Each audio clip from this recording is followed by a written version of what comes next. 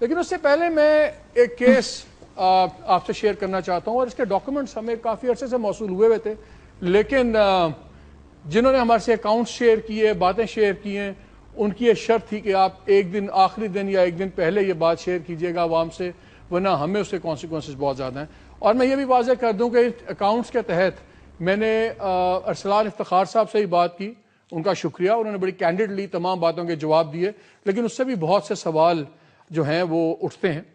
دو companies ہیں ارسلان افتخار صاحب کی، ایک ہے ایف اینڈ اے انٹرپرائزز، ایک ہے F A E private limited. انہوں نے بتایا کہ میں جو دونوں کمپنیز ہیں، ایف اے ای انٹرپرائزز جو ہے، ایف اینڈ اے انٹرپرائزز، یہ ایک پروپرائٹری شپ ہے، صرف وہ اکیلے مالک ہیں۔ جو F A E private limited ہے وہ اس کے پرائیویٹ لمیٹڈ کمپنی ہے، اور انہوں نے کہا کہ تیسرے اکاؤنٹس جو میرے ہیں ایک ہی بینک میں وہ میرے ذاتی اکاؤنٹس ہیں۔ جب ہم نے ان اکاؤنٹس کا تجزیہ کیا اور میں نے ان سے پوچھا، میں نے کہا آپ نے یہ ایف اے ای انٹرپرائزز اور ایف اے ای پرائیویٹ کا کیا سین تھا، تو انہوں نے کہا کہ جی یہ پہلے جانز انٹرپرائزز ہوتی تھی جو میرے مٹرنل انکل کی تھی، یعنی کہ شاید ماموں لگتے ہیں ان کے رشتے کے، ان کی کمپنی تھی، اس پہ وہ کام کرتے تھے، تو میں نے پھر بعد میں ساتھ ان کے کام میں شامل ہوا اور ہم نے پھر آہستہ آہستہ کام بڑھایا، جو میں نے 2010 میں ان سے کمپنی لے لی۔ لیکن انٹرسٹنگلی جب سے یہ کمپنی بنی ہے، جانز انٹرپرائزز کا بھی جو ایڈریس تھا وہ لاہور کا وہی پتہ تھا جو 2010 میں ان کی دوسری کمپنی کا تھا، یعنی کہ جو اگر یہ پارٹنرشپ بعد میں انہوں نے اوورٹیک بھی کی تو تب سے تھے، اور 2010 کے جو اکاؤنٹس فائل ہوئے، جو آڈیٹڈ اکاؤنٹس تھے، اس میں بھی ان کے ماموں ہی اس کے پروپرائٹر تھے۔ اگر انہوں نے اب لے لیا تو اس کے بعد بھی پچھلے 3 سالوں میں یہ کیوں چینج نہیں ہوا۔ دوسری چیز جو ہم نے اس میں دیکھی اور ان سے جواب بھی ان سے مانگا گیا، میں نے کہا جب آپ نے پرائیویٹ لمیٹڈ کمپنی بنائی، انہوں نے کہا ہم نے اس لیے بنائی کہ ہمارا سارا کام ٹیلی کام کمپنیز کے ساتھ ہے، اور ان کی یہ ڈیمانڈ تھی کہ یہ پرائیویٹ لمیٹڈ کمپنی ہو۔ لیکن جب ہم ان اکاؤنٹس کو دیکھتے ہیں تو انٹرسٹنگ بات یہ ہے کہ جو پرائیویٹ لمیٹڈ کمپنی ہے وہ ایک سال کے اندر تقریباً 2 کروڑ کی ٹرانزیکشن دکھاتی ہے، اور جو انٹرپرائزز ہے، جو پروپرائٹری کنسرن ہے، اس میں 14 کروڑ سے زیادہ کی ٹرانزیکشن ہیں صرف 6 مہینے کے عرصے میں۔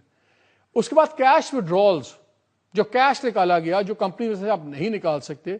صرف 6 ماہ میں کوئی 2 کروڑ اور 4 لاکھ ایک اکاؤنٹ سے، 60 لاکھ دوسرے اکاؤنٹ سے، تو 2.5 کروڑ صرف 6 مہینے میں کیش نکالا گیا۔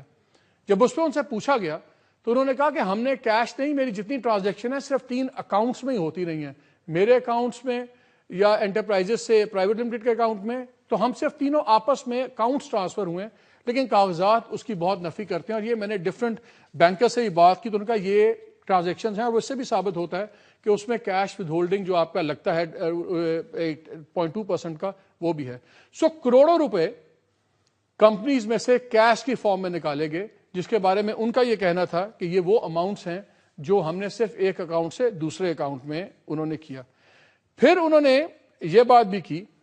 انہوں نے کہا کہ میں نے جب ان سے میں نے پوچھا کہ آپ نے جب یہ پرائیویٹ لمیٹڈ کے ٹرانزیکشن آپ کیش کرتے تھے تو کیوں کرتے تھے؟ انہوں نے کہا کیونکہ ہم نے بہت سے لوگوں کو کیش پیمنٹس کرنی ہوتی تھی، اور پھر انہوں نے کہا ہم نے ٹوٹل ہمارا ٹیلی کام کے ساتھ کاروبار ہے۔ جب میں نے ٹیلی کام کے لوگوں سے بات کی تو ان کا ہمارے جتنے کام ہیں کانٹریکٹرز کے، کیونکہ سب کے جی ایس ٹی انوالو ہوتے ہیں، سب کے انوالو ہوتے ہیں، تو اس لیے اس میں کوئی بھی کیش ٹرانزیکشنز نہیں ہوتی، اور یہ چھوٹی کیش ٹرانزیکشنز نہیں ہے،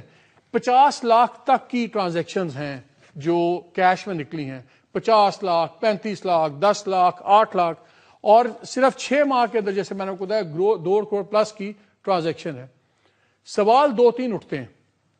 کہ اگر آپ کی پرائیویٹ لمیٹڈ میں 2 کروڑ کی ٹرانزیکشنز ہو رہی ہیں، اور ایک ایسی کمپنی جو پرائیویٹ لمیٹڈ بھی نہیں ہے، جس کے اکاؤنٹ صرف واؤچرز پہ چلتے ہیں، اس میں 14-15 کروڑ کی ٹرانزیکشنز ہو رہی ہیں، تو کیوں ہو رہی ہیں؟ اور ان سے میں نے پوچھا تھا آپ یہ کیسے جسٹیفائی کریں گے، تو انہوں نے کہا ہمارے سارے واؤچرز ہمارے پاس ہیں۔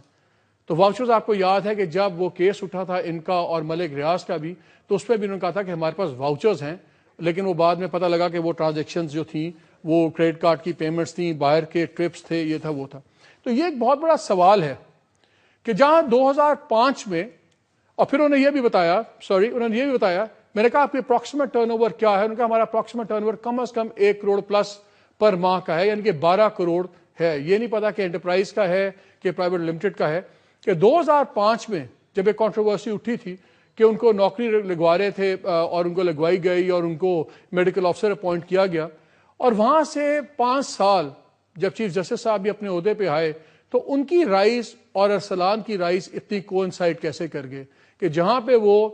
8,000 روپے مہینے کی تنخواہ میں تھے وہاں پہ ان کی ٹرن اوور کمپنیز کا کروڑوں میں کس طرح چلا گیا, اور اگر چلا گیا تو یہ کروڑوں روپے جو ان سے ہیں یہ کیش ٹرانزیکشنز اور یہ سارے اور یہ آڈیٹڈ, یہ اس پہ بہت بڑا سوالیہ نشان اٹھتا ہے. اور میرا خیال ہے کہ جوڈیشری کا نام کلیئر کرنے کا ایک بڑا اچھا طریقہ یہ بھی ہے کہ جو نئے چیف جسٹس ہیں شاید ان کو بھی پہلا سو موٹو یہی لینا چاہیے اور یہ نام کلیئر کرنا چاہیے, کیونکہ چیف جسٹس کی ذات ہمارے لیے بہت قابل احترام ہے اور ہم نہیں چاہتے کسی بھی وجہ سے ان پہ انگلیاں اٹھیں, چاہے وہ ان کے صاحبزادے ہی ہوں.